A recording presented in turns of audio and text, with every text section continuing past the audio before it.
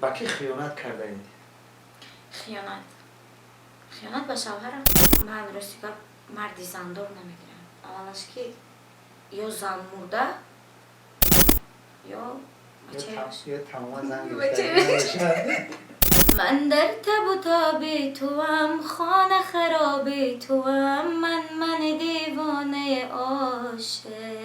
ولی از وی من به من یک فرزند امروز نگی بس. پسر دختر؟ دخترچه داره. مردی باشد که اول خودش رو حرمت و احترام کند، بعدا من رو و فرزندی من رو رنگی مثل فرزندی خودش داند. فکری من قطعی کلان سالات دختریش گردد چه گم تستر پیر میشد، رنگ اول کلان سال میشد. باری بابای برفی شما رو بوسه کرده است؟ بله. برادرانی که ریزش موی دارن یعنی که ریش مرحمت برادرای عزیز هم افزایش یافتند، فایده خوب داره، تیز افزایش میتیه و همچنین یاردم میکنه که معن شوه ریختنش. بگیم که در وقت هم خوب شدن تیز خود رو از دست میدین یا اینکه مردانگیش طلا میشه. این برای همین خیلی شخصا هست. با خواندن آیات های قرآن کریم تیار شدگی، یعنی که دعا خواندگی هستن این گیاه، شخصایی که فرزنددار نمیشوند این گیاه رو به همون خیلی شخصا توصیه میتیم. لیوخ یعنی که برانخیت، شخصایی که بلغم دارن، بگیم که شیشاشون مای بستن سلفا میکنن، این برای همون خیلی شخصا توصیه داده میشه. شخصایی که فراموش خاطرن یعنی که تیز تیز فراموش میکنن، با شما پمید رو توصیه میتیم. برای شخصایی که عصباشون خوردن، این کاملا طبیعی را در آب آمیخته کردن می نوشید. چون که جادو شدن یا اینکه جادو خروندگی شونن، انتیسیر برای همین خیلی شخصا.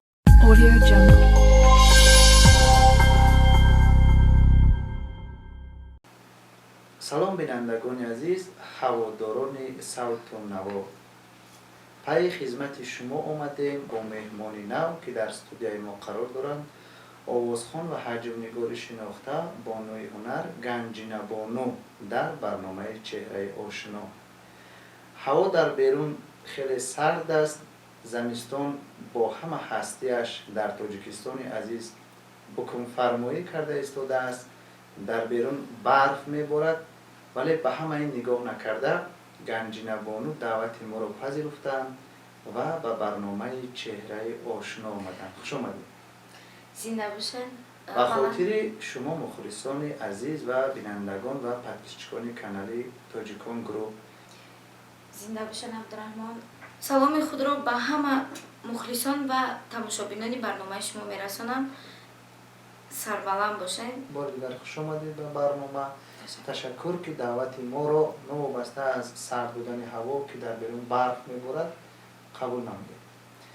و سوال نخستین را میخواستیم، بیشتر مخلصان میخواهند دانند که گنجینه بانو زاده کجا هستند، کجا را ختم کردند؟ من زاده شهر دوشنبه، مکتب موزیکالی به نام ملکه صابرова و مکتب اینترنتی موزیکالی به نام ملکه صابرova بله ختم کردم. یعنی ختم کرده مکتب اینترنتی موسیقی به نام ملکه صابرova هستید. و چی شما رو وادار نمود که محض با انا همین مکتب اینترنت رفته تحصیل نمودید؟ شاید اویلای شما صنعتکار بودن یا نه، در اویلای ما صنعتکار نبود. راستی گپ از خودی ذوق از داشته؟ خودی این چیزا من ذوق داشتم. کیها رو بیشتر تماشا میکرده؟ مخلص کی بوده؟ مخلصی از هنرمندان تاجی خارجی؟ مخلصی نگینه امانقلوبا و نازیه کرامتلو. این دو هنرمند رو بیشتر تماشا میکنید، به شما پسند است؟ بله. و یک وقتا ما شما رو بیشتر در کلیپ ها میدیدیم، همچون اکتریس نقش بازی میکرده. این ایده رو به شما که پیشنهاد کرد؟ با خواهش خودتون بود؟ با خواهش خودم بود، این شوق و هوس خودم بود. طول چند سال ما میدیدیم که شما در کلیپ ها نقش میآفریدید و وقتهای آخر میبینیم که شما در یکی از گروه های آوازدار عربشو کمپانیا اونجا در یکی از کانال های یوتیوب یک جا با اونها نقش میآفرید. با این گروه چگونه راه یافتید؟ این گروه که شما رو دعوت کرد و که توصیه داد که در صحنه‌چه‌های آنها نقش بازی میکردید؟ این چیزا من هیچ که توصیه دادگی نیست راستی زنگ زده بودم کی زنگ زد به شما؟ قربان نعمت. یعنی شما رو قربان نعمت بله. دعوت کردن؟ بله بله قربان نعمت زنگ زده بودم گفته بودن که هم خیلی صحنه‌دا بازی اگر خوی صحنه‌دا بازی کردن همه بازی کنم گفتم میلی. یعنی که دعوت کردن شرطنامه بسته به شما حق خدمت پیشکش میکردن در صحنه‌چه‌ها نقش می‌آفریدید. ولی ما شما رو می‌دیدیم که یک مدت در صحنه‌چه‌ها در کانال مذکور نقش بازی میکردید، باز یک مدت ناپدید میشدید، اونجا یک هنرمند دیگر منیژه بانو میرفتن نقش می‌آفریدن، باز وقتی منیژه غیب میزد باز شما رو می‌دیدیم. همین سببی رفتن و آمدن رو در چی بود؟ راستی گپ یکم بار پیش منیژه من بازی کرده بودم در صحنه عرب شاشو من بازی میکردم. راستیش در موبایل من راستی گپ وایش دادم سیونکا داشتم کلیپای خودم سرودای خودم برایم کم برام اومدم. من گفته بودم وایرا که من میبرم یگون دخترک بیابیم با جای ما بمونه وایرا رد نکرده بودن گپ مرا. وقتی که من نمیدونم که منیژه‌شون چی گپ شدن که اینا پرابلم خودشونه گپ چپی خودشونه من ایشا نمیدونم. بعدم با زنگ زدن گفتن من کتی اکای عبداللهشون همکاری میکردم تو پلان. بعدا زنگ زدن گفتن که خیلی بیا گفتم بعد از اونی که منیژه را باز شما رو دعوت کردن؟ دعوت کردن و رفتم باز در صحنه‌چه‌ها نقش آفریدید. و بعد از اونی که منیژه از فخرالدین جدا شد و باز به نزد سعدی رفت با کانال قربان نعمت و شما باز از او جدا شدید، برای چی؟ امروز در صحنه‌چه‌ها ما بازی نمیکنیم؟ راستی گپ من همین منیژه را صحنه‌چه‌هاش معقوله خیلی اکتریسگیش بازی کنیش دخترکی و صحنه زیبای پرهنره و میتونه برایم کم راستیش کامنتاریو را خوندم در کامنتاریو بسیار منیژه را طلب کردن برای هم کم منیژه را مخمون دعوت کردگیم اومدگی شما خودتون من باید پای کره خود میشم بار دوم شما خودتون بردید منیژه را؟ من نبردم و خمون دعوت کرده منیژه اومد. وقتی که از فخرالدین جدا شد باز دعوت کردن؟ ما نمیدونستیم که فخرالدین جدا شدگی لیکن دعوت کردیم اومد رفت. اما او در یک برنامه گفت که بعد از اون که از فخرالدین جدا شود آوازخوان بشود دیگر به نزد سعدی نمی رود. آوازی بهترین دارد منیژه ایشا میدونم لیکن من نسبتی خیلی گپ و یاشان من نمیدونم. و بعد از اون که از اون گروه جدا شده امروز کجا فعالیت میکنید؟ شاید با یکون دسته هنری دیگر یکون گروه حجوی دیگر فعالیت دارید؟ من هم اکتریسگی ها میکنم قطعه که عبداللهشان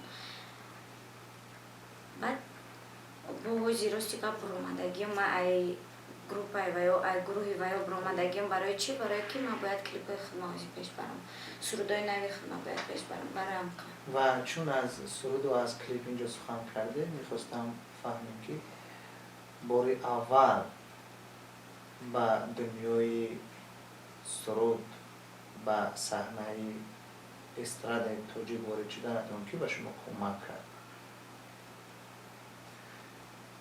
خاطرم دانست نه که کدام سال بود با کدام ترانه؟ سال 2016 بود بلی 17 بود راستی گپ اسلام ارانژировщик میگن ای اسلام کاملوف.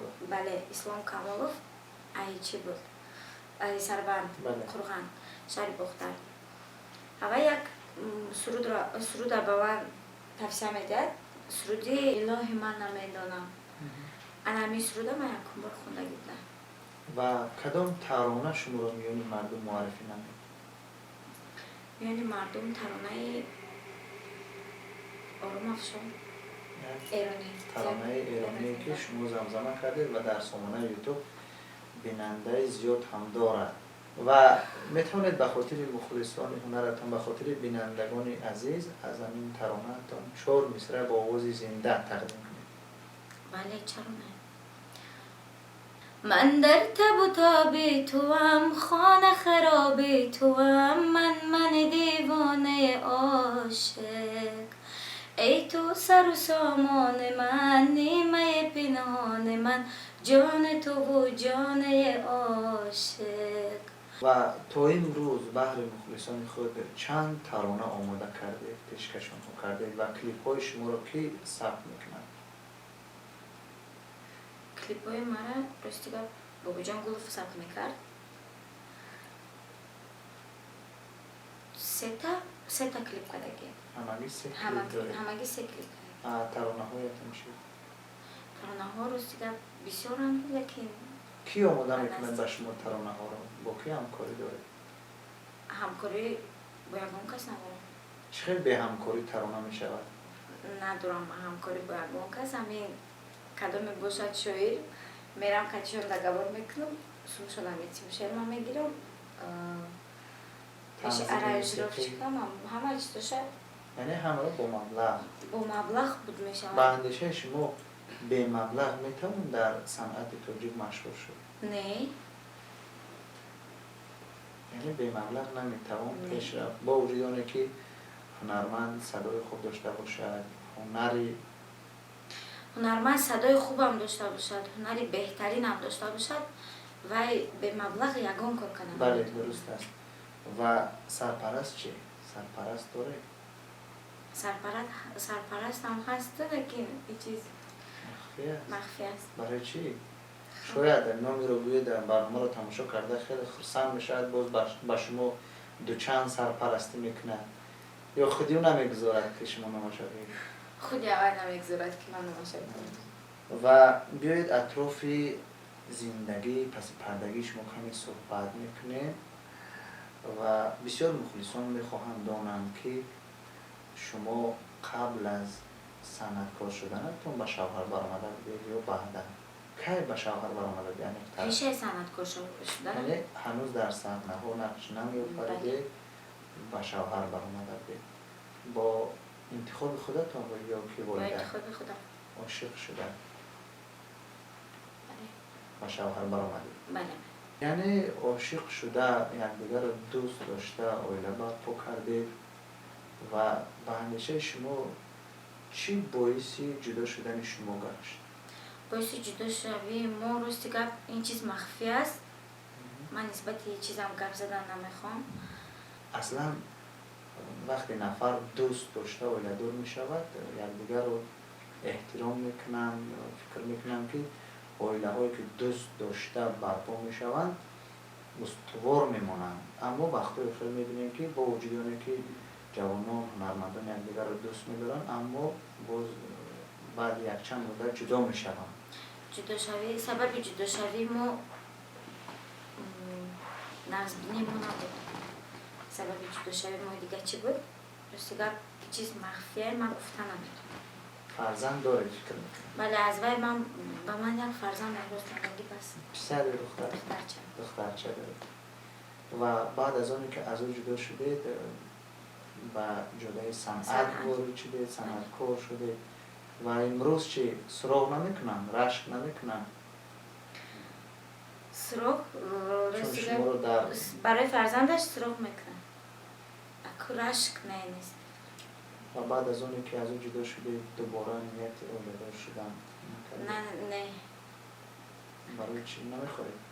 نه نمیخوام. پیشنهادها هستن؟ پیشنهادها از طرف وی هست که من نمیخوام. از طرف دیگر چی؟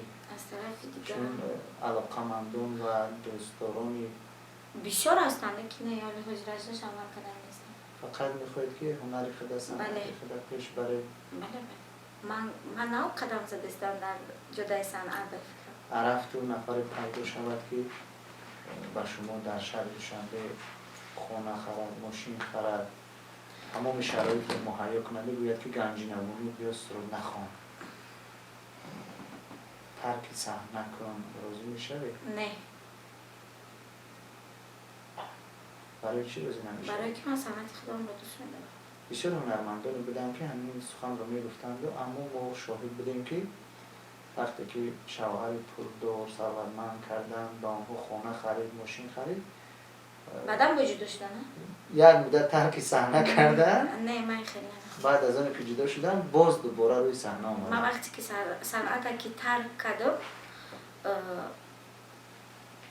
من دیگه به صنعت بر نمیگم. رفت و من در جبهه هنر در جبهه صنعت موفق میشوید مشهور میشوید مثل امروز هنرمندان مشهور داره مثل شبنم سورایانی نام قلوازول خو محمد شوی و ده ها دیگران تصور کنید که شما در سطحی اونا قرار میگیرید و رفت و مرد پیدا شود و شما تکلیف ویلت شریک کند چگونه خصلت ها رو در او دیدن میخواهید چگونه باشد که شما او را قبول میکنید مرد باشد که اول خودش رو حرمت احترام کند بعدا من رو و فرزند من رو رنگی مثل فرزند خودش داند زیدی صنعت هم نباشد. نباشد اگر زیدی صنعت هم برای چی؟ اگر زیدی صنعت براید با شوهر نمیبرید؟ نه آخه جمعی یک گفه که مردم همین حافظو شوهر میکنن هفته دیگه شوهرشون جدا میشن با دلشی دوام میتن هیچ خیلی فعالی میرن برای همون بود شد زیدی صنعت نبرویم من همین صنعتی خمم دوام بتون و شوهری من کچی زندگی کنم دو طرفه کار کنم ایچ گم نمیم. اگر زن داشته باشه چی؟ من راستی که مردی زندار نمیگیرم اولش که یا زن مرده یا بچه یا تمام زن داشته یا بچه یوش. در یک برنامه یک بومی هنر گفت که باوی برعکس بچه یوش نیو باوی کلان سالون پسند است میگوید که کلان سالون حرمت احترامشون دیگر است. فکری من قطعی کلان سالون دختر یوش گرده چه گم تستر پیر میشد رنگ اول کلان سال میشد اگر از همین خاطر میخوام از خودم مایده قطعی گردم جوان گوشدم همه از خودم مایده گیرم که من خیستم و به خاطر بینندگان و مخلصان میخواید که شما در بسیار صحنه چهار نقش بازی ده خیلی از اجرای نقش ها به خوبی برای من چندین صحنه چهار شما رو تماشا کردم یک لحظه یک پارچه از یکون من صحنه چهار میتونم که پیشکش مخلصانتون کرده باشید من فکر بختم و یا مخلص مایی من مخلص تمام گره چی بله هست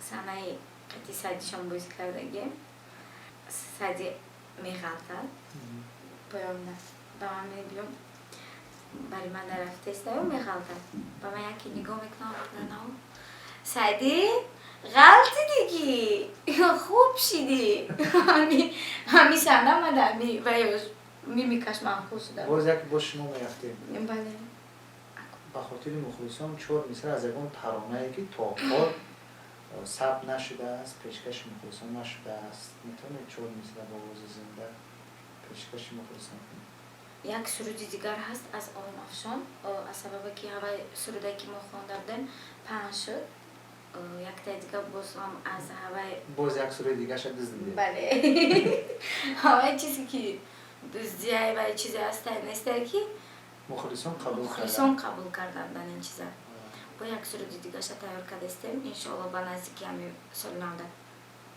پیشکش مخلصان میگردنیم از اول چهار مصرعش رو بخونم از تو دیگر نمیشود دل کن فانوس راه عشق من بودی تو جاده را به من نشون دادی برگرد بگو عاشق من بودی سینه بشه اینقدر از عشق و عاشقی می‌سرایید و اما نمی‌گوید که کی رو دوست می‌دارید برای چیه مخفی است مخفی است اما هست هم به هست بله هست یعنی دوست داشته داره بله اقلا نمی‌گوید که چی کار هستم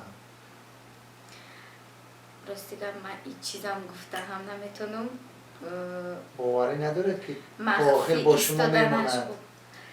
و از همین خود میترسید نمیدید باوری نه، باوری کامل دارم که تا آخر با تو با میماند من میماند، لیکن و کس برای من مخفی میماند، برای مردم مخفی ماند و مردم نفهمد. من از مردم میترسم، از گپ مردم از میترسید گپی مردم میترسم. راستی گپ زنده باشید. و به خاطر جالب شدن برنامه ما اینجا ما یک بخش داشتیم در برنامه. چند برنامه قبل ما این رو تهیه بینندگان کرده بودیم و این نوبت نیز میخوایم که همین بخش 10 سوال خود را پیشنهاد شما کرده باشیم. اگر شما آماده باشید ما سوال را پیشنهاد میکنیم، ها یا نه کرده نکرده دیده ندیده باید که فقط راستش را گویید. آماده باشید میرویم. آمدم. آوازخوانی دوست داشته شما؟ آوازخوانی دوست داشته من این راستی گپ نیگنه موقوع. دویم، از کی بیشتر تحفه گرفته اید؟ از نغزیدن. دوست داشته تا نه؟ بله، از دوست. چی میگرفتیم بیشتر؟ و شما چی تحفه میکردن؟ گل، شکلات، میشکاچه. پول چی؟ نه یک مال. تلفن از آن میدیدی نه؟ شکلات گل من در چیزاش وجه نیستم، خودش در برم باشد است. میداری نه؟ بله. با کی خیانت کرده اید؟ خیانت. خیانت با شوهرم. شما؟ بله، بعد از جدا شوی. وینای دوست داشته شما؟ راستی گفت من وینو خوردم نمیتونم. نه. سپید میتوانم؟ سپیرت نه. کاش چنین شود. باری بابای برفی شما رو بوسه کرده است؟ بله. بابای برفی یزنم بود. مایده چمدیم بله. آخران بار که رالتان خورده بود؟ آخران بار 3 هفته پیش. دوست راستی ندارید رالتان؟ بله. خواب میخواد یا اینکه هر دشه هم خواه هم ترک. اگر مرد میبوده چی کاره میشده؟ اگر مرد میبودم دامساز میشدم. ساختمانچی میشده؟ ساختمانچی میشدم. من مردی کار میشده بر اسیا میرفتیدم. از یکون کس قرضدار هستیم؟ بله. بسیار؟ بله. بار سیگاریت کشیده؟ نه. تماما؟ تمام. توصیه هم نمیده به دیگران؟ بله. چون که ضرر آور هستند و سلامتی انسان. بله. و تشکر میگیم به شما که با 10 سوالی که از جانب شما پیشنهاد شد خیلی پاسخهای مشخص داده. تشکر که به برنامه ما اومده و در آخر به مخلصان هنرتان چی تمنیات داره؟ با شما عبدالرحمن تشکر که به برنامه تا دعوت نمودید ما رو. به همه مخلصان سلامتی و سربلندی آرزومندم. نیتی که در سال 2020 کرده بودن اگر جامعه عمل نپوشیده باشد، خدا جان در سال 2021 جامعه عمل پوشد. هر یک شخصیت نیتی خودش را دارد. بگذار در سال 2021 نیت‌های همه شما جامعه عمل باشد. بله. زنده باشد. و تشکر زیاد برای شما. آرزو میکنیم که نیت‌های نیک شما نیز در سال نو 2021 عملی شوند. تشکر بار زیاد. دیگر خوش آمده. بینندگان عزیز، برنامه چهره آشنا بود از کانال توجیکان گروپ. خیر تا برنامه دیگر.